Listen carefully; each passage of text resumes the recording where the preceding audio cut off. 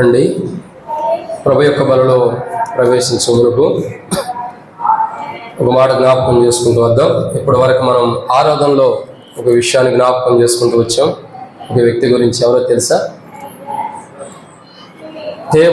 ఆరాధన వర్తమానం తర్వాత వచ్చిన వారి చేతులెత్తండి. ఆరాధన వర్తమానం అయిన తర్వాత వచ్చిన వారు లేరా? బహుశా ఉందా? ఎత్తనండి. సరే, బ్రదర్స్ అయితే అర్థం ఒప్పుకున్నారు, అంటే సిస్టర్స్ లేరు కాబట్టి దేవుని కొందనాలు. సరే, ఎందుకు మాట్లాడిగానంటే తప్పుగా చూపించడం కాదు, కానీ ఆరాధన ఏం చెప్పామన్నది తెలిసిద్ది, లేటుగా వచ్చినా తెలియదు కాబట్టి. సరే, ఇక్కడ మనం చూస్తున్నటువంటి ఒక మాట చూస్తున్నట్టయితే అపోస్తలుడైన పౌలు ఫిలోమోనుకు రాసిన పత్రిక 1వ అధ్యాయము. అపోస్తలుడైన పౌలు ఫిలోమోనుకు రాసిన పత్రిక 1వ అధ్యాయము 1వ వచనం అందరం కలిసి చదువుకుందాం. క్రీస్తు యేసు ఖైదీ అయిన పౌలును, సహోదరుడైన తిమోతియును, మా ప్రియుడును జత పనివాడునైన ఫిలోమోనునకు.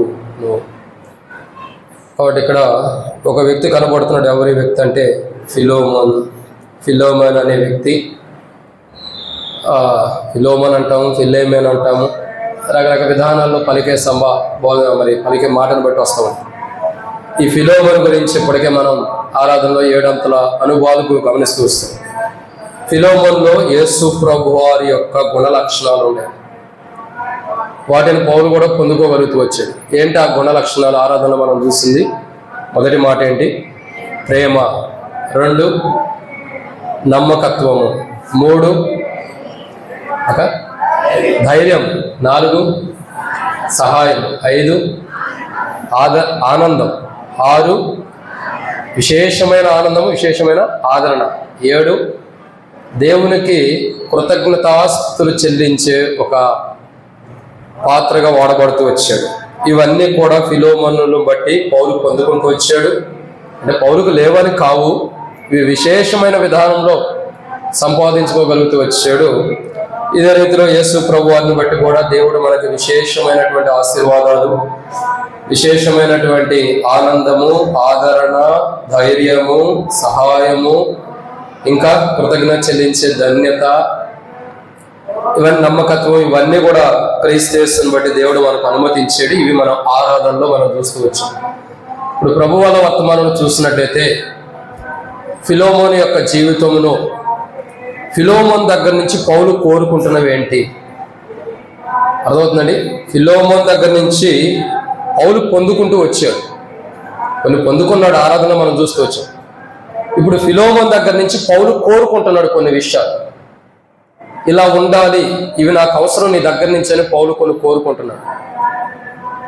ఫిలోమోన్ దగ్గర నుంచే కాదు, దేవుడు మన దగ్గర నుంచి కూడా కోరుకునేవి చాలా ఉంటాయి. అర్థమవుతుందండి?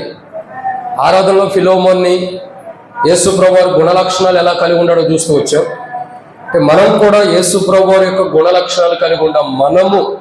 మనల్ని కూడా ప్రభు కొన్ని కోరుకునేవి ఉంటాయి. ఆయన కూడా మన దగ్గర నుంచి కొన్ని ఆశించే ఉంటాయి. మనం ఇలా ఉండాలి, ఇలా జీవించాలి, ఇలా ఉంటే బాగుండిద్దని ప్రభు కూడా మనలో నుండి కొన్ని ఆశిస్తాడు. ప్రభు కూడా ఆశించే విషయాలు కొన్ని ఉన్నాయి. అంటే ఆయన వెండి బంగారాలు ఆశించేవాడు కాదు, కానీ విలువ కలిగిన వాటిని ఆశించేవాడు కాదు, కానీ కొన్ని ప్రాముఖ్యమైనటువంటి ఆత్మ సంబంధమైన వాటిని మన దగ్గర నుండి ప్రభు ఆశిస్తాడు. అవి మనం కలిగి ఉండాలని, అవి మన ద్వారా బయటికి రావాలని, అవి మనలో నుండి బయటికి వెదజల్లబడాలని, అవి మనలో నుండి ఎదుటి వ్యక్తుల దగ్గర కూడా రావాలని, లేదా ప్రభు దగ్గర కూడా వెళ్ళాలని ప్రభు ఆశిస్తూ వస్తాడు. అయితే ప్రియులారా, ఇక్కడ చూసేటటువంటి ఒక మాట ఏంటంటే, ఆరాధన చూస్తాం, ఫిలోమోన్ల నుండి పౌలు పొందుకున్నవేంటో చూసాం. ఇప్పుడు ఫిలోమోన్లో నుండి పౌలు ఇవి ఉండాలని కోరుకుంటున్నాడు. ఫిలోమోన్లో నుండి ఏవి బయటికి రావాలనుకున్నాడు, ఏవి ఫిలోమోన్ కలిగి ఉండాలని పౌలు కోరుకుంటున్నాడంటే బైబిల్లో కొన్ని విషయాలు ఉన్నాయి. వాటిని మనం ధ్యానించే మునుపు ప్రభు నడిపింపు కొరకే చిన్న ప్రార్థన చేసుకున్నాం. ప్రార్థన. మమ్మల్ని మిక్కిలిగా ప్రేమించిన ప్రియ పరలోక తండ్రి, పరిశుద్ధుడు అయిన దేవా, మీకు స్తోత్రములు. మీరు ఇచ్చిన కృపకై వందనములు తండ్రి. సమయంలో ఆరంభ ప్రార్థన నుండి పాటల్లో కానీ ఆరాధన వర్తమానం కానీ ఆరాధించే విషయంలో కానీ తోడుగా ఉంటూ వచ్చారు. స్తోత్రం. ఈ సమయంలో తండ్రి ప్రభు వల్ల వర్తమానం ధ్యానించబోతాను. సహాయం చేయండి తండ్రి. నిలబడేవాడిని నేను నిలబెట్టేది మీరు, మాట్లాడేవాడిని నేను మాట్లాడించేది మీరు, నాలో ఆత్మను అభిషేకించేది మీరు. ప్రజలు మీ వారు, వాక్యం మీది. నేనైతే నిష్ప్రయోజకమైన వాడిని. దాసుడు యజమానుల వైపు చూస్తున్నట్లు, దాసురాలు యజమానుల వైపు చూస్తున్నట్లు నాకు మీ వైపు వీక్షిస్తున్న సహాయం అనుగ్రహించండి. కనబడి భవిష్యత్తుగా లయపరచండి. ఈ ప్రభు ఆరాధన వర్తమానం తోడుకుంటారు. ప్రభు వల్ల వర్తమానంలో కూడా సహాయం చేయండి. ఈ వర్తమానం కొరకై తెరవబడిన ఆకాశం మాకు అనుగ్రహించి ఆకాశం మీకు పడుతున్నంత విస్తారమని పరిశుద్ధాత్మను అభిషేకించండి. నాతో మాతో మీరు మాట్లాడండి. కనబడి భాగంలో బయట నుండి కానీ శత్రు కార్యం నుండి కానీ వస్తున్న శబ్దాలన్నీ కూడా ఆపివేయండి. ఈరోజు జరుగుతున్న కోరిక అంతా దీవించండి. ఇక్కడ అందరూ ఎంత శ్రద్ధగా స్వాధీనించుకోమని ప్రార్థిస్తూ, వాక్య వెలుగులో నాతో మాతో మీరు మాట్లాడమని ప్రార్థన చేస్తూ, దేవా మేము పనిలో పాల్గొనేటప్పుడు అపోస్తలుడైన పౌలు ఫిలోమోనుల నుండి ఏం కోరుకుంటున్నాడు, మాలో నుండి కూడా మీరు కోరుకుంటున్నారు. కాబట్టి అట్లు రీతిలో మేము కూడా ప్రభు మీరు కోరుకున్న రీతిలో సిద్ధపడినట్లు సహాయం చేయమని, నాతో మాతో మీరు మాట్లాడమని, దయగల మీ హస్తములకు అప్పజెబుతూ ముందున్న సమయంతో దీవించమని, ఈ కూడికి అంతా దీవించండి. మేము బలలో పాల్గొనేది కూడా మాకు ఎంత ఆశీర్వాదకరంగా చేయండి. నేనైతే బలహీనుడిని, అనారోగ్యం కలిగిన వాడిని, నిష్ప్రయోజకమైన వాడిని, ఎన్నో బలహీనతలు కలిగిన వాడిని, నీ నామం నిలబడతాను కూడా అర్హత లేని వాడిని, కింద కూర్చున్న వారికి వాక్యం ధ్యానిస్తాను కూడా యోగ్యత లేని వాడిని. నన్ను జ్ఞాపకం చేసుకుని ప్రభు నా బలహీనతలు కూడా మీరు బలపరిచి, బలహీనత తొలగించి నన్ను బలపరిచి ఆరోగ్యవంతులు చేసి నీ నామను మహిమ తెచ్చుకొని, నిలబడేవాడిని నేను నిలబెట్టేది మీరు, మాట్లాడేవాడిని నేను మాట్లాడించేది మీరు, నాలో ఆత్మను అభిషేకించేది మీరు. ప్రజలు మీ వారు, వాక్యం మీది. నేనేపాటి వాడిని, నేను నిష్ప్రయోజకమైన వాడిని ఒప్పుకుంటూ, దాసుడి కన్నుడు యజమానుడి వైపు చూస్తున్నట్లు, దాసురాల కన్ను యజమానుల వైపు చూస్తున్నట్లు మా కన్నుడు మీ వైపు వీక్షిస్తుండగా మీరే సహాయం అనుగ్రహించి మహిమ పొందమని, మాతో మాట్లాడమని. ఇక్కడికి వచ్చిన మా జీవితాలు ఫిలోమోను నుండి పౌలు ఏం కోరుకుంటున్నాడు, అవి మా నుండి కూడా మీరు కోరుకుంటారని గుర్తిరిగి అవి మేము మీకు ఇచ్చేవారిగా, వాటిని కలిగి ఉండేవారిగా సిద్ధపరచమని మాతో మాట్లాడండి. ఈరోజు ఏవి మేము కలిగి ఉండలేవు, వాటిని సరి చేసుకోవడం సహాయం చేయమని ప్రభువైన యేసుక్రీస్తు నామం పేరిట విశ్వాసంతో స్తుతించి ప్రార్థించి అడిగిపెట్టుకుంటున్నాం తండ్రి. ఆమేన్. దేవుని యొక్క వాక్యాన్ని చూసినట్లయితే ప్రియులారా, ఒక శ్రేష్టకరమైన మాటలు ఫిలోమోను గురించి చాలా విషయాలు బైబిల్లో రాయబడుతూ వచ్చినాయి. అదే ఇక్కడ చూస్తున్నటువంటి ఒక మాట ఏంటంటే ఫిలోమోను యొక్క జీవితం. ఫిలోమోను అనే వ్యక్తి తన జీవితంలో పౌలుకి ఎంతో చాలా సన్నిహితుడిగా చాలా విషయాలు బైబిల్లో కానీ రాసింది ఒక పత్రిక, దాంట్లో ఒక అధ్యాయమే, కానీ చాలా విషయాలు దీంట్లో ఉంది. కాబట్టి దీంట్లో మనం ప్రభువులో ప్రవేశించమునకు ఫిలోమోనులో నుండి పౌలు కోరుకుంటున్నవి ఏంటి అంటే బైబిల్ 7 విషయాలు ఉన్నాయి. ఫిలోమోను నుండి పౌలు పొందుకున్నవి 7 విషయాలు ఆరాధన చూసాం. ఇప్పుడు ఫిలోమోను నుండి పౌలు కోరుకుంటున్నాడు అంటే ఇలా ఉండాలని కోరుకుంటున్నవి 7 విషయాలు ఉన్నాయి. ఆ 7 విషయాల్లో మొదట మనం చూద్దామండి. అపోస్తలుడైన పౌలు ఫిలోమోనుకు రాసిన పత్రిక మొదటి అధ్యాయం 14వ వచనం. అపోస్తలుడైన పౌలు ఫిలోమోనుకు రాసిన మొదటి పత్రిక మొదటి అధ్యాయము 14వ వచనం. నీ ఉపకారము బలవంతము చేతనైనట్టు కాక స్వేచ్ఛాపూర్వకమైనదిగా ఉండవలనని నీ సమ్మతి లేక ఏమీ చేయటం నాకు ఇష్టం లేదు. కాబట్టి ఇక్కడ మొదటి మాటను మనం చూస్తున్నాము. అపోస్తలుడైన పౌలు మరి ఫిలోమోనుకు రాసిన పత్రికలో మొదటి అధ్యాయం 14వ వచనం మనం చూసినట్టే స్వేచ్ఛపూర్వకమైనదిగా ఏముండాలా? స్వేచ్ఛపూర్వకమైనదిగా ఏముండాలి ఏంటది? ఉపకారము. ఏమని రాయబడితే వచ్చింది అక్కడ మొదట్లోనే, నీ ఉపకారం బలవంతమైనట్టు కాక స్వేచ్ఛపూర్వకమైనదిగా. పౌలు ఒనేసిము అనే వ్యక్తిని తన దగ్గర పంపుచు పత్రిక రాస్తున్నాడు. ఫిలోమోనుకి రాస్తూ చెప్తూ వస్తాడయ్యా ఇది పరిస్థితి అన్నప్పుడు కొన్ని విషయాలు ఫిలోమోను చెబుతాడు. నీవు ఏదైనా ఉపకారం చేసేటప్పుడు అది ఎలా ఉండాలంటే బలవంతము చేత చేయబడకూడదు. ఎలా ఉండాలా? బలవంతంగా ఉండకూడదు. బలవంతము చేత చేసిన దానికి బహుమానం లేదు. బలవంతం చేసిన దానికి బహుమానం లేదు. కొందరు చూడండి, ఆరాధన చేసే విషయంలో పిల్లలకు ఆరాధన రాదనుకోండి, అరే ఎట్ట కూడా చేరని బలవంతం చేస్తాం. వాడు వచ్చిరాని ఆరాధన చేస్తాడు. అయితే ఇక్కడ ఏమంటే స్వేచ్ఛపూర్వకమైన ఆరాధన చేయాలి కానీ స్వేచ్ఛానుసారంగా ఉండాలి కానీ బలవంతంతో ఏది ఉండకూడదు. పౌలు ఒనేసిము పంపుతా అతని గురించి పత్రిక రాస్తూ పంపుతూ అంటాడు కదా, స్వేచ్ఛపూర్వకమైనదిగా ఉండాలి నీ ఉపకారం. బలవంతం ఏదో నేను నీకంటే గొప్పవాడిని లేదా నీకంటే పెద్దని, నిన్ను ఈ అనుగుణకు నడిపించిన వాడిని అయి ఉండొచ్చు, నిన్ను మంచి మార్గంలో పెట్టిన వాడిని అయి ఉండొచ్చు, అయినప్పటికీ నేను చెప్తున్నాను, ఏదో ఆయన చెప్పాడు తప్పక చేయాలి అన్నట్టు చేయొద్దు. అర్థమవుతుందండి? ఏదో ఆయన చెప్పాడు తప్పక చేయాలన్నట్టు చేయొద్దు. మరి ఎలా చేయాలా? స్వేచ్ఛపూర్వకముగా, అంటే ఇష్టపూర్వకముగా, ఒక రకంగా చెప్పాలంటే స్వేచ్ఛానుసారంగా, స్వాతంత్రముగా నువ్వు చేసేది ఎలా ఉండాలంటే బలవంతంగా ఉండకూడదు. ఏదైనా ఎదుటి వ్యక్తికి ఉపకారం చేసేటప్పుడు, ఏదైనా ఎదుటి వ్యక్తికి ఒక ఉపకారం చేయాలనుకున్నప్పుడు అది స్వేచ్ఛపూర్వకమైనట్టుగా ఉండాలి, కానీ బలవంతంగా ఉండకూడదు. ఎలా ఉండకూడదు? బలవంతంగా. చూడండి, ఈ మాటకి ఒక ఎగ్జాంపుల్ చెబుతున్నాను. ప్రాముఖ్యంగా సిస్టర్స్ నన్ను తిట్టుకోవద్దు, ఎందుకంటే మీరే తిట్టుకునేది. చూడండి, ఒక భర్తకి భార్యకి గొడవ వచ్చింది అనుకోండి, ఇద్దరి మధ్యలో గొడవలు వస్తాయి. ఇప్పుడు భార్య భర్తల మధ్యలో గొడవలు వచ్చిన చేయెత్తండి. నేనైతే మొదటి స్థానంలో ఉన్నా. మరి సరి చేసుకుంటాం క్రీస్తులను బట్టి. సరే, అందరిలో గొడవలు ఉంటాయి. ఒకవేళ మనలాంటి వారు కాదండి, బయట చాలా మంది ఉంటారు, వారి గురించి ఒకసారి చూద్దాం. ఒకవేళ వారు పోలీస్ స్టేషన్ దాకా వెళ్ళిపోయారు అనుకో, ఇద్దరి మధ్యలో ఉన్న గొడవలు బట్టి పోలీస్ స్టేషన్లోకి వెళ్ళిన తర్వాత పోలీసులు ఏమంటారు? మీ ఇద్దరు భార్యాభర్తలు కాబట్టి కలిసి ఉండాలని ఇద్దరికి ఏదో ఒక 2 మాటలు చెప్పి, బుద్ధి చెప్పో, భయపెట్టో, ఏదో ఒకటి చేసి ఇద్దరు కలిసి జీవించండి అని చెప్పి ఇద్దరి చేత ఒక ఒప్పందం రాపించుకుని ఇద్దరు బయటకు పంపుతారు. బయటకు వచ్చిన తర్వాత బాగుంటారా? నువ్వు పోలీస్ స్టేషన్లో నా గురించి ఇది చెప్పావు, నువ్వే చెప్పావు అని చెప్పి ఇద్దరు ఒకరినొకరు తిట్టుకుంటా ఉంటారు. అంటే అక్కడ ఏం జరుగుతుందంటే బలవంతమైన ఒప్పందం ఉంటే కానీ స్వేచ్ఛపూర్వకమైనది లేదు. అదవుతుందండి. ఒక బలవంతంతో ఇరుపక్షాల్ని అనేక మంది బలవంతం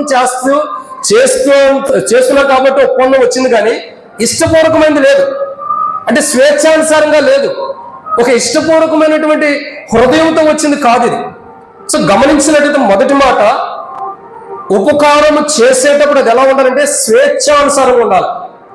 అంటే అది బంధకములతోనో బంధించబడో బలవంతంగా చేయకూడదు. చూడండి, యేసుక్రీస్తు ప్రభువారు ఒక ఉపమాన రీతిగా చెప్తూ, మరి ఎరుకో నుండి యెరూషలేము కానీ, యెరూషలేము నుండి ఎరుకో కానీ వెళ్ళే మార్గంలో ఒక సహోదరుడు దొంగల చేతికి చిక్కబడ్డాడు. మరి అతను కొట్టారు, అతని దగ్గర ఉన్న అవన్నీ లాక్కుని వెళ్ళిపోయారు. అనేక మంది ఆ ప్రాంతంలో వెళ్ళారు, కానీ ఒక వ్యక్తి ఉన్నాడు. ఎవరైనా? మంచి సమరయుడు. ఈ మంచి సమరయుడు ఏం చేస్తున్నాడు? ఆ మార్గం వెళ్ళాడు, అతను చూసి ఏదో తప్పక చేసాడా, ఏదో చేయకపోతే తప్పదులే, దేవుడి దగ్గర బహుమానం వచ్చిందను, లేకపోతే దేవుడు చేయకపోతే ఏదైనా చేస్తాడని బలవంతంగా చేసాడా, దేవుడు బలవంతం పెట్టినట్టు చేసాడా? లేదు. ఏం చేశాడు ఆ మంచి సమరయుడు? వెళ్ళాడు, మార్గంలో చూశాడు, కనబడ్డ వ్యక్తికి తన పుల్లకి నూనె కట్టాడు, ఏం కట్టాడు, తీసుకొచ్చి పూటకుండి వాళ్ళ ఇంటికి చేర్చాడు. ఇది స్వేచ్ఛాపూర్వకమైనది. దీంట్లో బంధకం లేదు, బలవంతం లేదు. ఎవరో చెప్తే చేసింది కూడా కాదు, ఎవరో చేయమంటే చేసేది కూడా కాదు. స్వేచ్ఛానుసారమైనటువంటి ఇష్టపూర్వకమైనది, ప్రత్యేకమైనది చేస్తూ వచ్చిన అనుభవాన్ని అక్కడ చూస్తూ వస్తున్నాం. చూడండి, ప్రతి క్రైస్తవుడు కూడా ఉపకారం చేసేటప్పుడు స్వేచ్ఛపూర్వకమైనదిగా ఉండాలి, కానీ బలవంతంతో కూడింది ఉండకూడదు. తప్పుగా అర్థం చేసుకోవాలి. ఒక్కొక్కసారి మందిరంలో ట్యూబ్ లైట్లు లేవన్నా అని అనుకోగానే, లేదా ఫ్యాన్లు లేవు అనుకుంటాం, లేదా ఈ వస్తువు లేదనుకుంటాం. ఎవరో ఒకరు చెబుతారు, అన్న నువ్వు ఉన్నతమైన స్థితిలో ఉండవు కదా, నువ్వు ట్యూబ్ లైట్లో లేకపోతే ఫ్యాన్ ఇవ్వచ్చు కదా అని అంటాం. అప్పుడేం చేస్తాడు? వీళ్ళు చెప్పారు కదా మందిరం నుండి, ఇవ్వకపోతే మళ్ళీ ఏమనుకుంటారో. ఇది బలవంతం అంటే ఇది. అంటే చెప్పారు కదా, ఇవ్వకపోతే ఏమనుకుంటారు. కానీ క్రీస్తులు అలా కాదు, ఇష్టపూర్వకమైనది, స్వేచ్ఛానుసారమైనది అవసరం. కాబట్టి ఉపకారం ఒక వ్యక్తికి చేస్తామంటే స్వేచ్ఛానుసారంగా ఉండాలి. నేను పెద్దనని చెప్పి నేను నీకు రాసినప్పుడు ఆ రాసిన పత్రికను బట్టి ఒనేసిమును నువ్వు చేర్చుకోవడానికి ఇష్టం లేకపోయినా నన్ను బట్టి నువ్వు చేర్చుకోవాలి. ఇక బలవంతంగా కాదు, ఇష్టపూర్వకంగా, స్వేచ్ఛానుసారంగా, బలవంతంతో కూడింది కాదు ఇది. నువ్వు ఉపకారం చేయాలి. ఎలా చేయాలి? ఇష్టపూర్వకమైన ఉపకారం చేయాలి. అది ప్రాముఖ్యమైన విషయం. అది కోరుకుంటున్నాడు అపోస్తలుడైన పౌలు ఫిలోమోను నుండి. యేసు ప్రభువారు కూడా మనలో నుండి కోరుకుంటున్నాడు. మనం చేసే ఉపకారం స్వేచ్ఛానుసారమైనదిగా ఉండాలి, స్వేచ్ఛపూర్వకమైనదిగా ఉండాలి. అదెంతో గొప్పదిగా ఉండాలి, బలవంతంతో కూడింది ఉండకూడదు. చాలా మంది బలలో పాల్గొంటారు. ఎలా పాల్గొంటారు? ఆరాధనలో చేస్తారు. ప్రభా, ఈ రోజైతే నేను ఆదివారం ఆరాధనకు రావాలనుకోలేదు, కానీ నువ్వైతే నీ పరిశుద్ధాత్మ ద్వారా నన్ను బలవంతం చేసి నీ సన్నిధికి తీసుకొచ్చావు ప్రభా, నేను ఇంటికాడ ఆగిపోదాం అనుకున్నా, నువ్వు తీసుకొచ్చావు ప్రభా అని అంటాం. ఆరాధన చేస్తాం, మంచిదే. బలలో కూడా ప్రభా నేనైతే పాల్గొనాలని ఇష్టం లేదు, కానీ నువ్వు ఈ బలవంతంతోనే పాల్గొంటానని బలలో కూడా అనుకుంటావా? చెప్పండి. నాకైతే ఇంటికాడ నుంచి బలవంతంగా తీసుకొచ్చే మందిరానికి బలలో పాల్గొనేది కూడా నాకైతే ఇష్టం లేదు, కానీ నీ బలవంతంతో పాల్గొంటాం ప్రభాని పాల్గొంటామా? అట్లా పాల్గొనకూడదు కదా, అది సరైనది కాదు. మనం ఎప్పుడూ కూడా గమనించాల్సింది ఏంటంటే బలలో పాల్గొనేటప్పుడు కూడా మనం బలలో పాల్గొనేటప్పుడు మన నుంచి ఆశించేది ఏంటంటే ఇష్టపూర్వకంగా బలలో పాల్గొనాలి, స్వేచ్ఛానుసారంగా పాల్గొనాలి. బలవంతం చేత బలలో పాల్గొనకూడదు. ఏదో వాక్యం చెప్పారు ఈరోజు పాల్గొనాలి, లేదా నా ఇంటి వాళ్ళు పాల్గొనమన్నారు, నా బంధువులు పాల్గొనకపోతే ఎవరు ఏమంటారు, ఇంకొక బలవంతం ఉండేది. ఏంటి దశ, నేను చెయ్యకపోతే నా పక్కన నన్ను చూసి నువ్వు బలలో ఎందుకు పాల్గొనలేదు అంటారు. ఆ అందుని బట్టి బలవంతంతో పాల్గొంటారు.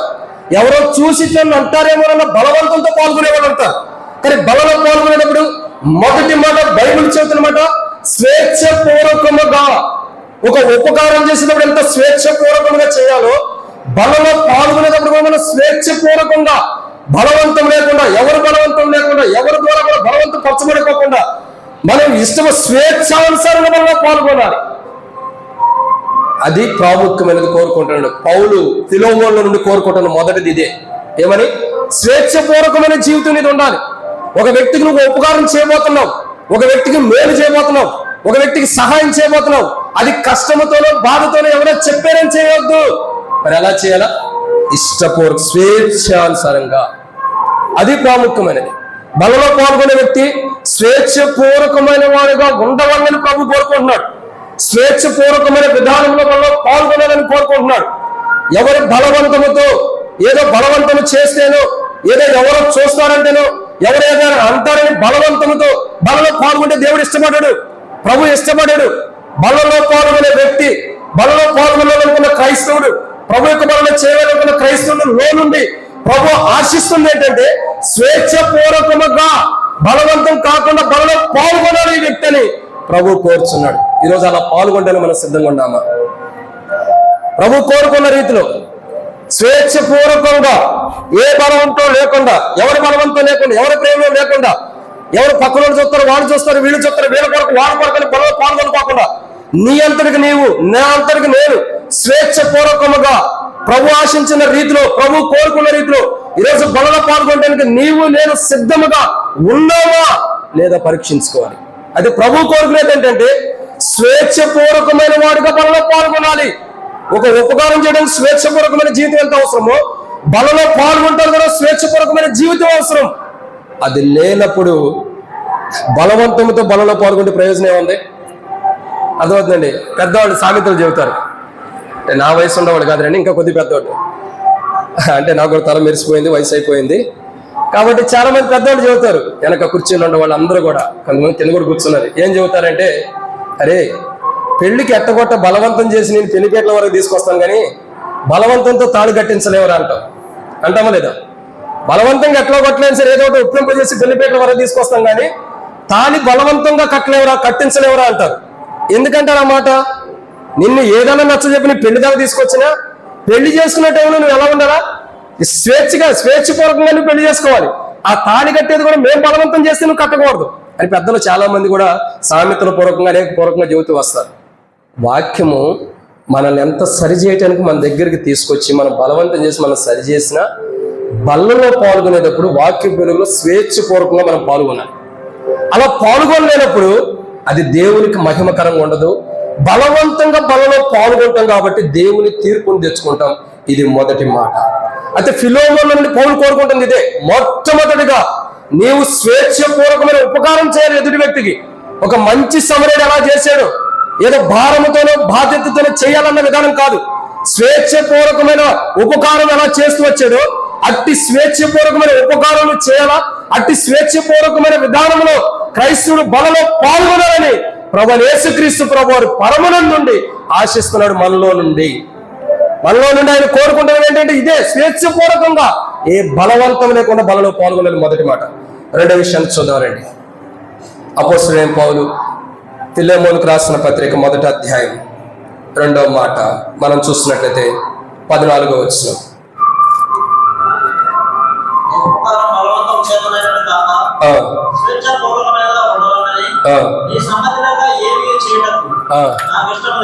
చాలండి. ఏమంటాడు? సమ్మతి లేక, సమ్మతిగా ఉండాలంట. సమ్మతి అంటే ఇష్టపూర్వకమైనదిగా, స్వేచ్ఛానుసారమైనది ఉండాలా. సమ్మతి అంటే ఇష్టం ఉండాలి అన్నిటికీ. ఒక పని చేస్తున్నామంటే దాంట్లో మనకేముండాలంటే ఇష్టం ఉండాలి, దానికి మనం సమ్మతించాలి. సమ్మతించడం అంటే ఇప్పుడు బల్ల ఉంది, బల్ల దగ్గరికి వస్తాం, కొన్ని నిమిషాలు ప్రభు సమయం ఇస్తే మనకు ఆయుష్ ఇస్తే ఏమో చెప్పలేం కదా, ప్రభు బలలో పాల్గొనేదాకా సమయం ఇచ్చాడు అనుకోండి, బల దగ్గర రంగానే ఏం చేస్తాం, ఇది మీ కొరకే వీరబడిన ఆ శరీరం అని ప్రభు చెప్పాడు కాబట్టి విరుస్తూ వస్తాం. అది ఏంటది, అది ఆ బల్ల విరిచినప్పుడు ఎలా ఉంటుంది, అది ఆ బల్ల విరిచినప్పుడు అందరూ ఏం చేస్తారంటే అవును ప్రభు నా కొరకే వీరబడిన ఈ శరీరం అని అందరూ సమ్మతిస్తారు. అంతేనా? సమ్మతించుకోకుండా ఉంటారా? అందరూ సమ్మతిస్తాం. ఇది మీ కొరకే చిందించబడిన నా నిబంధన క్రొత్త నిబంధన రక్తం అనగానే అవును ప్రభు ఈ రక్తం నా కొరకే చిందించబడింది అంటే సమ్మతించడం, ఇష్టపూర్వకంగా అది అవును ప్రభు అని చేయటం, అది అవును ప్రభు అని దాన్ని ఒప్పుకోవటం, అవును ప్రభు అని దానికి సహకరించడం, దానికి సపోర్ట్ చేయడం, దాని వైపు మన మనసు మల్లుకొని ఉండటం. కానీ ఇక్కడ పౌలు ఏమంటాడంటే, ఇక్కడ ఏమంటాడు, రెండోదిగా చూస్తున్నట్టయితే నువ్వు ఎలా ఉండాలంటే నీవు సమ్మతి లేక ఏమి చేయటం నాకు ఇష్టం లేదు అంటే సమ్మతించే జీవితం నీకు అవసరం. ప్రతి విషయంలో నువ్వు సమ్మతి కలిగి ఉండాలి, అంటే ఇష్టం కలిగి ఉండాలి. ప్రతి విషయంలో కూడా, ప్రతి సందర్భంలో, ప్రతి పనిలో కూడా నువ్వు ఇష్టపూర్వకంగా ఉండాలి, అయిష్టంగా ఉండకూడదు. అయిష్టంగా ఉంటే నాకు ఇష్టం లేదు అంటాడు పౌలు. పౌలే ఫిలోమోను అయిష్టంగా ఉంటే నాకు ఇష్టం, ఏదైనా పని చేసినా అయిష్టంగా ఉంటే నాకు ఇష్టం లేదన్నప్పుడు బలలో పాల్గొనేటప్పుడు, బలలో ప్రవేశించేటప్పుడు, బలలో చేయి వేసేటప్పుడు, బలలో మనం చేయెత్తి మనం సరి చేసుకుని ప్రభు ఇదిగా నేను కూడా తీర్మానం చేసుకుని బలలో పాల్గొనేటప్పుడు పౌలుకే ఫిలోమోను ఇష్టం లేకుండా చేసే పని ఇష్టం లేనప్పుడు మనం బలలో పాల్గొంటే సరైన విధానం లేనప్పుడు ప్రభు ఎలా ఇష్టపడతాడు? అర్థమవుతుందని నేను చెప్పే మాట. పౌలు ఏమంటాడు ఇక్కడ, నీ సమ్మతి లేక ఏమి చేయడం నాకు ఇష్టం లేదు, నీకు సమ్మతిస్తేనే నాకు ఇష్టం ఏదైనా నీ పట్ల కార్యం చేయడానికి అంటాడు.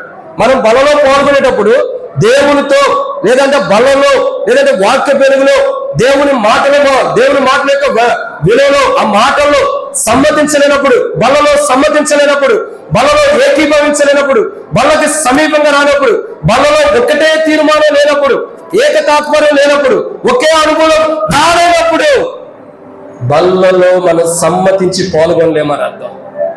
సమ్మతించాలని ఎందుకు చెబుతున్నాడు? మనం ఎవరమే? ఒక్కొక్కరు ఎవరని చెప్పండి సంఘంలో? ఎవరమే? ఆ మనుషులే బ్రదర్ అనద్దు, ఎవరు మనందరం. ఏం బ్రదర్? ఆయన దేహంలో ఒక అవయవం లాంటి వారు మనం అందరం, అవునా కదా? ఆయన శరీరంలో ఒక అవయవం లాంటి వారు. మరి ఈ దేహానికి ఈ దేహంలో ఉన్న అవయవాలన్నీ సమ్మతించకపోతే ఈ దేహం ఎలా పనిచేస్తుంది? దేహంలో కాలు ఉంది, సమ్మతించలేదు దేహానికి, కాలు పని చేయనప్పుడు దేహం ఎలా పనిచేసింది? చేతి వేడి పని చేయకపోయినప్పుడు చేయి ఎలా పనిచేసింది? సమ్మతించడం అన్నది ఏంటంటే ఒకదానికొకటి కలుసుకుని, ఒకదానికొకటి సపోర్ట్ గా, ఒకదానికొకటి కలిసి ముందరికి వెళ్తాం. ప్రియులారా, సమ్మతించటం అంటే మరొక వాటితో ఇంకొకటి కలిసిపోయి వాటితో పాటు వెళ్ళటం. బలలో పాల్గొనాలంటే సమ్మతించాలి మనం ఇష్టపూర్వకంగా. అంటే దానికి సమీపంగా వచ్చి సమ్మతించాలంటే ఇష్టపూర్వకంగా ఉండాలి, ఇష్టమైనదిగా మనకు ఉండాలి. బలలో పాల్గొనడానికి అయిష్టంతో సమ్మతి లేకుండా దూరంగా ఉండొద్దు. చాలా మంది బలలో పాల్గొనేటప్పుడు ఎలా ఉంటారంటే ఏదో బలలో పాల్గొంటారు, కొంతమంది బల్ల పంచే టైంలో బయటకు వెళ్ళిపోతారు. కొంతమంది చూడండి, అనేక ప్రాంతాల్లో చూస్తూ వస్తాం, టేబుల్ వర్తమానం జాగ్రత్తగా వింటారు, ఆ యొక్క బల్ల విరిచే టైంలో మెల్లగా లేచి వెళ్ళిపోతూ ఉంటారు. కొంతమంది చూడండి, నేను ఇక్కడ ఎప్పుడు ఆదివారం లేను కానీ కొంతమంది ఎలా ఉంటారంటే టేబుల్ అయిపోయిన తర్వాత కూడా కొంతమంది కాన్ఫిడెన్స్ వెళ్ళిపోయేవాళ్ళు ఉంటారు. మా దగ్గర ఒకసారి ఇట్లాగే వస్తున్నారు, టేబుల్ అయిపోగానే పనిచేయగానే కాలుకు వేసి వెళ్ళిపోతున్నారు. ఒకరోజు చెప్పా, ఎంత ఉండా బైబిల్ ఏముంది, కార్య ఆరంభం కంటే అంతం మేలని రాయబడుతూ వచ్చింది. నీవు చివరి ప్రార్థన ఆశీర్వాదం పొందకపోతే వేసిన కానుకలో ఉపయోగం లేదు. విన్న వాక్యము విలువ దాని విధానంగా పోగొట్టుకుంటూ వస్తాం. చివరి ఆశీర్వచనం వరకు మనం నిలబడాల్సిందే. ఏమో చివరిలో ఏ ఆశీర్వాదం ఇస్తాడు దేవుడు? నీ నీతి ప్రవర్తన బట్టి, నీ యథార్థత ప్రవర్తన బట్టి, నువ్వు సమ్మతించిన విధానం బట్టి, నీ సమ్మతి కలిగిన మనసును బట్టి, సమ్మతించినటువంటి ఐక్యతను బట్టి పరమన్నున్న దేవుడు చివరి ఆశీర్వచనపు ప్రార్థనలో నీకు బహుమానం ఇవ్వచ్చు. అందుకే మా దగ్గర చెప్పా, వెళ్ళిపోవద్దు మీరు. అప్పటి నుండి వాళ్ళకి ఎన్ని పనులు ఉండగానే బ్రేక్, చివరి ఆశీర్వచన ప్రార్థన అయ్యేదాకా కూడా ఉంటారు. అయితే ఇక్కడ ఏమంటారంటే ఒక విషయం ఇంపార్టెంట్. ఏంటంటే ఫిలోమోను సమ్మతించాలి. సమ్మతించే మనసు తనకు అవసరం, సమ్మతించడం ప్రాముఖ్యత. బల్లకు సమీపంగా వస్తున్నాం మనం, అయిష్టంగా ఇష్టపూర్వకంగా లేకుండా ఏదో పాల్గొనాలన్నట్టు అయిష్టంగా వచ్చి బల్లకు సమీపంగా రావద్దు. బల్లకు సమీపంగా ఉండాలంటే అది ఎలా ఉండాలంటే మనం సమ్మతించాలి. బలలో పాల్గొనాలంటే సమ్మతించాలి, దానికి ఏకీభవించాలి, దాని పట్ల మనం ఒక తీర్మానం కలిగి ఉండాలి. దానికి సహకారిగా సపోర్ట్గా మనం నిలబడి బలలో పాల్గొనాలి. అలా ఏకీభవించే మనసు మనకు లేనప్పుడు, అలా ఏకీభవించే హృదయం మనకు లేకుండా బలలో పాల్గొంటే తీర్పు తెచ్చుకుంటాం. ఇదన్నో మాట. 2, మొట్టమొదటిగా పౌలు ఫిలోమోనులో నుండి కోరుకుంటుంది ఏంటి? మొదటిగా స్వేచ్ఛపూర్వకమైన ఉపకారాన్ని కోరుకుంటున్నాడు. మనలో నుండి ప్రభు ఏం కోరుకుంటున్నాడు? స్వేచ్ఛపూర్వకముగా బలలో పాల్గొనాలని కోరుకుంటున్నాడు. 2, ఫిలోమోనులో నుండి పౌలు ఏం కోరుకుంటున్నాడు? సమ్మతి గలటువంటి జీవితాన్ని కోరుకుంటున్నాడు. మనలో నుండి ప్రభు ఏం కోరుకుంటున్నాడు? బల్ల దగ్గర అన్ని ఆయన దేహంలో ఒక అవయవం అయినప్పటికీ ఆ అవయవాలన్నీ కూడా సమ్మతించాలని కోరుకుంటున్నాడు. బలలో మనం బల్లకి సమ్మతించి బల్లలో ఇష్టపూర్వకంగా ఏకీభవించి పాల్గొనాలని కోరుకుంటున్నాడు. ఇది 2. 3వ విషయాన్ని చూద్దామండి. అపోస్తలుడైన పౌలు ఫిలోమోనుకు రాసిన పత్రిక 1వ అధ్యాయం 6వ వచనం. అపోస్తలుడైన పౌలు ఫిలోమోనుకు రాసిన పత్రిక 1వ అధ్యాయం 6వ వచనం. నీ ప్రేమను గూర్చి ప్రభువైన యేసు యెడల సమస్త పరిశుద్ధుల యెడలను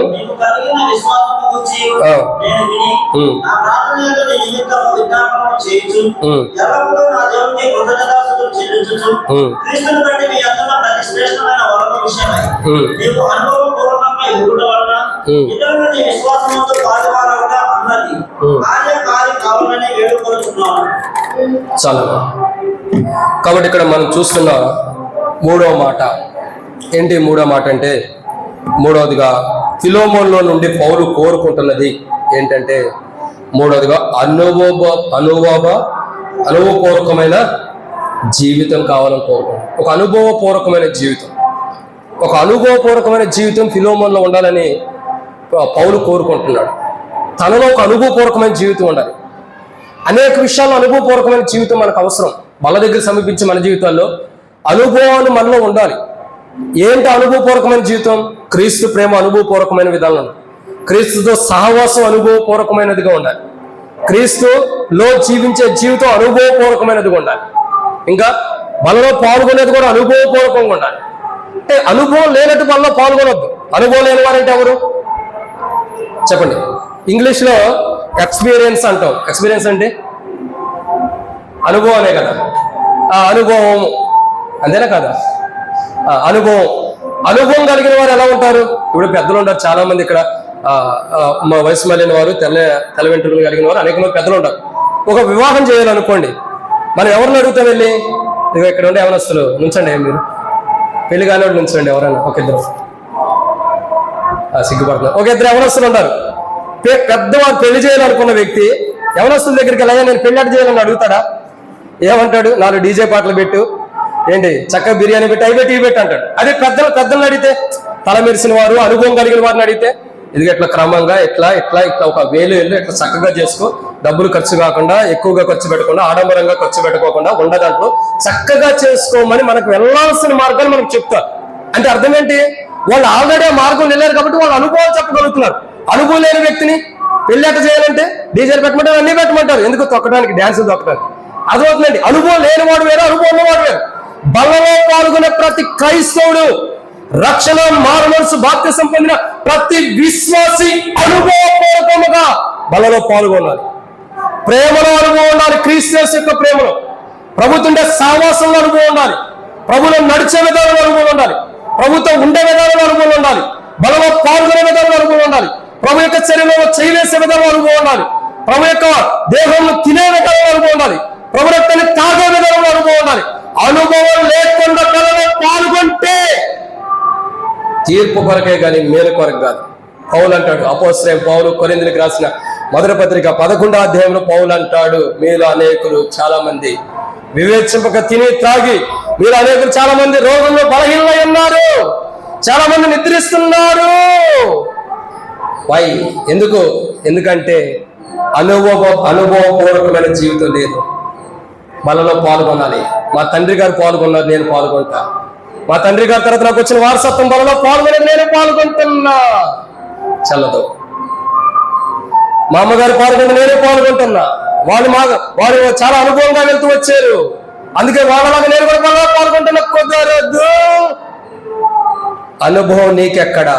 నీ తల్లిదండ్రులకు అనుభవం ఉంది, నీ స్నేహితులకు అనుభవం ఉంది, అపోస్తలుడైన పౌలు తిమోతికి రాస్తూ ఉంటాడు కదా, నీ అవ్వయు నీ తల్లి అయినటువంటి ఆ వారిలో ఉన్న విశ్వాసము అని నొక్కి పెట్టి పౌలు రాస్తాడు తిమోతికి. వారిలో ఉన్న విశ్వాసం, వారిలో ఉన్న నమ్మకము, నీ తల్లిలో నీ అవ్వలో ఉన్న విశ్వాసం, నమ్మకం అని అపోస్తలుడైన పౌలు తిమోతికి రాస్తూ అంటాడు. అంటే వారిలో ఉన్న నీలో కూడా అది ఉండాలని హెచ్చరిస్తున్నాడు. అనుభవం ఏది? మనలో ఎలా పాల్గొంటున్నాం? మనం ఏదో యెరూషలేములో మన కొరకై ఎక్కడా లేనంత ధన్యత భక్త్ సింగ్ గారి సావాసంలో యెరూషలేం ప్రార్థన మందిరంలో వెంకటబడిలో మన కొరకు బల్ల సిద్ధపరచబడింది. ఈ వెంకటబడిలో ఏ మందిరంలో ఏమన్నంత ధన్యతలో యెరూషలేములో మన బల్ల పరిస్థితి వస్తున్న బల్ల పాల్గొనొచ్చు అని అనుకుంటున్నావా? విశ్వాసి, తప్పు. అనుభవం ప్రాముఖ్యమైనది.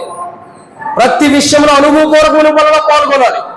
ఒక బలలో చేయవేస్తున్నాం అంటే దాని గురించి అనుభవం నీకు ఉండాలి, దాని గురించి తెలుసుకున్న అనుభవం ఉండాలి.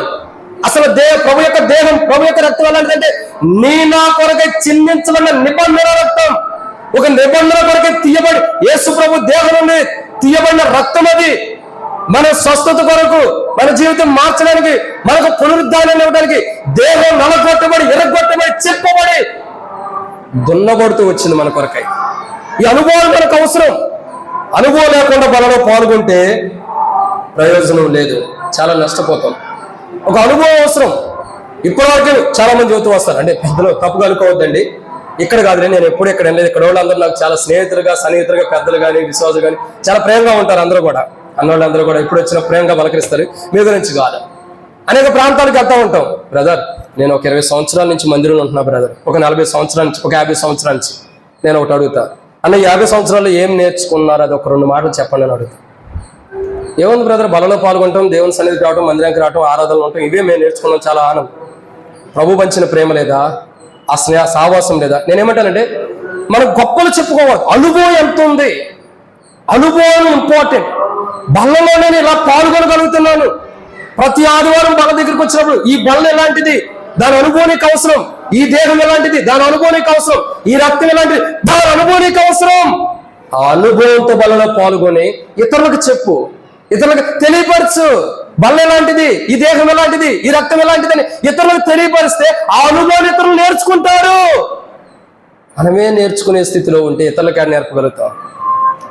అనుభవం. బల్లలో పాల్గొనే ప్రతి క్రైస్తవుడు అనుభవపూర్వకంగా ఉండాలి. యథాస్థితిగా పాల్గొనొద్దు, నామకార్థంగా పాల్గొనొద్దు. అందరూ పాల్గొంటున్నారని పాల్గొనొద్దు. అందరూ సిద్ధపడిన వారు చేయత్తే విధానంలో ఉండొద్దు.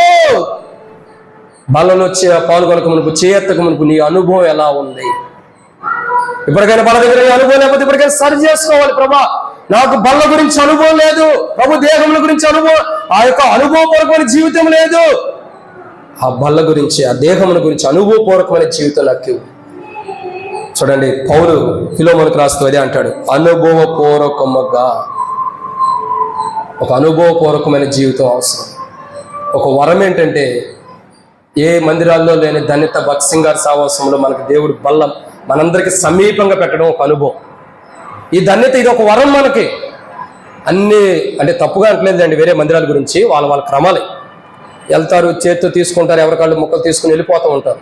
ఇంత అనుభవం ఉండదు. ప్రార్థనలో ఉండి ప్రార్థన పూర్వకంగా చేయెత్తి బల్ల వచ్చేంత వరకు కూడా ప్రార్థన చేసుకుంటూ ఇంకేముంటే సరి చేసుకుని సిద్ధపడే అనుభవాలు అందరికీ ఉండదు. కానీ ఈ వరం దేవుడు మనకి ఇచ్చాడు. దీంట్లో మనం అనుభవపూర్వకంగా ఉండాలి. బల్లలో పాల్గొనేటప్పుడు బల్ల గురించి ఏం అనుభవం ఉంది నీకు?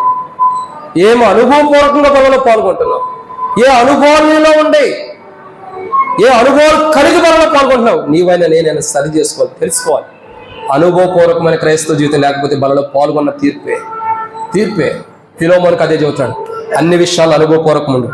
ఒక వరం దేవుడు ఇచ్చాడు, ఆ వరంలో కూడా అన్ని విషయాల్లో అనుభవపూర్వకమైన క్రైస్తవ జీవితం కలిగి ఉండాలి. అది లేకపోతే నష్టపోతాం. ఫిలోమోను దగ్గర నుంచి పౌలు కోరుకుంటున్న 3వ మాట ఏంటి? మొదటి మాట ఏం కోరుకున్నాడు? స్వేచ్ఛపూర్వకమైన ఉపకారం కోరుకున్నాడు. 2వదిగా సమ్మతి కలిగినటువంటి జీవితాన్ని కోరుకున్నాడు. 3వదిగా చూస్తున్నట్లయితే అనుభవపూర్వకమైన జీవితాన్ని కోరుకుంటున్నాడు.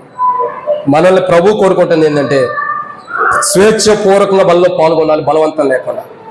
సమ్మతి గల మనసు మనకు ఉండాలి, సమ్మతి గల జీవితం, సమ్మతించి ఏకీభవించి బలలో పాల్గొనే మన గురించి ప్రభు మన దగ్గర నుంచి ప్రభు కోరుకుంటుంది ఏంటంటే 3వ మాట అనుభవం ఉండాలి. ఏ బలలో పాల్గొంటామో దాని గురించి ఒక మాట చెప్పి నేను ముగిస్తాను.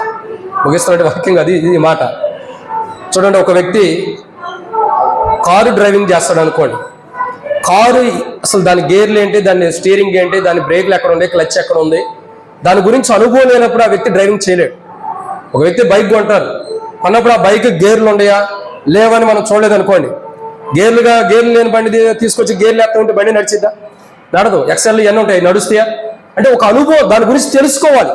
అంటే ఒక వెహికల్ మనం కొనేటప్పుడు దాని గురించి అంతా తెలుసుకుంటాం. అందుకే ఇండెక్స్ లాగా లేదంటే మొదటి డెమో పీస్ లాగా కొంత హిస్టరీ ఇస్తారు ఒక దాని గురించి. ఏదైనా కారు కొన్నా బైక్ కొన్నా దాని గురించి కొన్ని పేపర్స్ ఇస్తారు. మొబైల్ కొంటేనే మనకు కొన్ని పేపర్స్ ఇస్తారు కదా, ఇది ఇలా ఉంటుంది ఇలా వాడాలని. ఎందుకంటే అది డెమో చూపిస్తారు. అంటే తెలుసుకోండి దీని గురించి, తెలుసుకున్న తర్వాత దాన్ని వాడాలని చెబుతారు. ఈ బల్లలో పాల్గొనేటప్పుడు కూడా ఈ బల్ల గురించి మనం తెలుసుకోవాలి. మనకి అప్పటికప్పుడు ఎందుకు ఇవ్వట్లేదంటే, మొదటే ఆరంభ ప్రార్థన ముంగటే ఎందుకు పెట్టి ఆరంభ ప్రార్థన, పాటలు, ఆరాధన వర్తమానం, ఆరాధించడము, మళ్ళా ప్రభు బల వర్తమానం దాకా బల్ల అక్కడే ఎందుకు ఉంటుందంటే, దాని గురించి మనం అనుభవం నేర్చుకోవడానికి, అనుభవం తెలుసుకోవడానికి మొదట ఎందుకు పెడుతున్నారంటే ఇదే. ఆ బల్ల గురించి ఒక అనుభవం మనకి ఏం కావాలో తెలుసుకోవాలి. ఆ అనుభవపూర్వకం తెలుసుకున్నప్పుడే బల్లల గురించి, ప్రభు దేవుని గురించి, రక్తం గురించి అనుభవపూర్వకమైన జీవితం ఉంటేనే బల్లలో పాల్గొంటే ఆశీర్వాదం, లేకపోతే నష్టం. అది రాకుండా ఉండాలంటే ఈ రోజు నుంచైనా, తెలియకపోతే ప్రభుని క్షమాపణ అడిగి ఇప్పటి నుండైనా బల్ల గురించిన అనుభవం, నిన్ను గురించిన అనుభవాలు, ఆ దేహంలో ఆ రక్తం గురించి అనుభవాలు నాకు తెలియపరచు ప్రభు అని ప్రభువుని అడగాలి. ఇది 3వ మాట. 4వ విషయం చూద్దాం. అపోస్తలుడైన పౌలు ఫిలోమోనుకు రాసిన పత్రిక 1వ అధ్యాయం 6వ వచనం. నీ ప్రేమను గురించి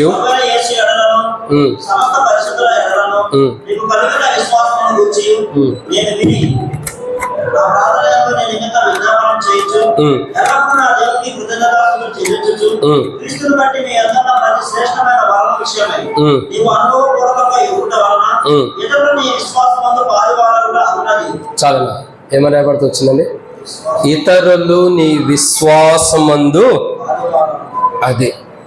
అది కోరుకుంటున్నాడు పౌలు. ఇతరులు నీ విశ్వాసంలో పాలివారు కావాలి. ఎప్పుడైనా చూసారా ఎదుటి వ్యక్తి విశ్వాసంలో పాలివారు అవ్వటం? చూసారా లేదా? చూసిన వారు చేతులు ఎత్తండి. ఎదుటి వ్యక్తుల విశ్వాసంలో పాలివారైన వారు ఎవరైనా ఉన్నారా? నేనున్నా. భక్సింగ్ గారి విశ్వాసం ఏంటి? ఒకరోజు ట్రైన్లో వెళ్తున్నాడు, టికెట్ తీసుకోవాలా, విశ్వాసంగా చేరాల్సిన గమ్యానికి దేవుడు చేర్చలేదా? నేను హైదరాబాద్లో యూత్ క్యాంప్ జరిగే టైంలో యూత్ క్యాంప్ ముగించుకుని డెల్టా ప్యాసింజర్ ఎక్స్ప్రెస్ ఇప్పుడు అయింది. ఆ డెల్టాకి ఎక్కినప్పుడు నాతో పాటు వచ్చిన వాళ్ళందరూ టికెట్ తీసుకున్నారు. మాకు టికెట్ తీసుకోవాలా. భక్సింగ్ గారి బుక్స్ ఉండే ఆ భోగి మొత్తం పనిచేసాం, సువార్త చేసేసి పైన సీట్ ఇచ్చారు, దొరికింది. ఎట్లాగో జనరల్లో పైకి ఎక్కి పడుకున్నా, ప్రభా నేను నీ పని చేశాను, నువ్వు నా పని చేయను. ఎందుకంటే భక్సింగ్ గారి దేవుడే నా దేవుడు. ఆయనలో ఉన్న విశ్వాసమే ఈ రోజు నాకు కూడా. ఆ రోజు ఆయన టికెట్ తీసుకొని ప్రయాణం చేశాడు కదా, ఈ రోజు నాకు డబ్బులు ఉండి తీసుకోవడానికి అవకాశం లేదు, ట్రైన్ బయలుదేరింది కాబట్టి అదే దేవుడు ఈ రోజు నాకు కూడా తోడుగా ఉండు తీసుకొచ్చాడు రేపటి వరకు టికెట్ లేకుండా. విశ్వాసంలో పాలువారు అవటం అన్నది అది. వేరే వారు నీ విశ్వాసంలో పాలువారు అవ్వాలి. నీకున్న విశ్వాసాన్ని చూసి నీ విశ్వాసంలో ఎదుటి వ్యక్తి వచ్చి పాలువారికి ఉండాలి. అంటే ఎదుటి వ్యక్తి నీ విశ్వాసం మీద ఆధారపడే విశ్వాస జీవితాన్ని నీవు నేను జీవించాలి. మనకే విశ్వాసం లేకపోతే మనం ఎదుటి వ్యక్తి మన దగ్గరికి ఎలా వస్తాడు? అని మనం హెబ్రోన్ సంవత్సరంలో ధన్యత ఏం తెలుసా? ఒక మాట చెబుతారు, యేసు ప్రభువు వారు చెప్పాడుగా బ్రదర్, మనిషి కుమారుడు భూమి మీదకి వచ్చినప్పుడు విశ్వాసం కనుగొన్నా, అందుకే మన విశ్వాసం లేదంటాం. పొరపాటు. విశ్వాసం కనుగొనంటే విశ్వాసం ఉండాలని అర్థం. ఎదుటి వ్యక్తి నీ విశ్వాసంలో పాలుపొప్పుడు కలిగి ఉండాలి. ఎదుటి వ్యక్తి నీ విశ్వాసంలో పాలువాడి ఉండాలి. ఎదుటి వ్యక్తి నీ విశ్వాసంలో వచ్చి తాను విశ్వాసం నేర్చుకోవాలి. అంటే ఎంత విశ్వాసానికి మాదిరికరమైన క్రైస్తవ జీవితాన్ని జీవించాలో అర్థం చేసుకోండి. ఎన్ని గొప్ప మాటలు చెబుతున్నాడు తెలుసా పౌలు ఫిలోమోనుకి? ఎన్నో నేర్చుకున్నాడు పౌలు గారు ఫిలోమోను దగ్గర నుంచి, తెలుసుకున్నాడు. కానీ ఫిలోమోనుకి చెబుతున్నాడు ఏమని? అయ్యా, నీ జీవితంలో నీ యొక్క విధానం చూడగా నీ విశ్వాసమందు వేరే వారు ఏం చేయాలి? ఇతరులు నీ విశ్వాసమందు పాలివారు కావాలి. దాని కొరకు ఎదురు చూస్తున్నాడు పౌలు. నీ విశ్వాసంలో ఎదుటి వ్యక్తి పాలివారు. ఆ పాలివారికి ఎదుటి వ్యక్తులు అవ్వాలి, నీ అంతటి నువ్వు అవ్వకూడదు. మరొక వ్యక్తి నీ విశ్వాసంలోకి వచ్చి నీతో పాటు నీ విశ్వాసంలో నీతో కలిసి ఉండాలి. అదే విశ్వాసం అంటే.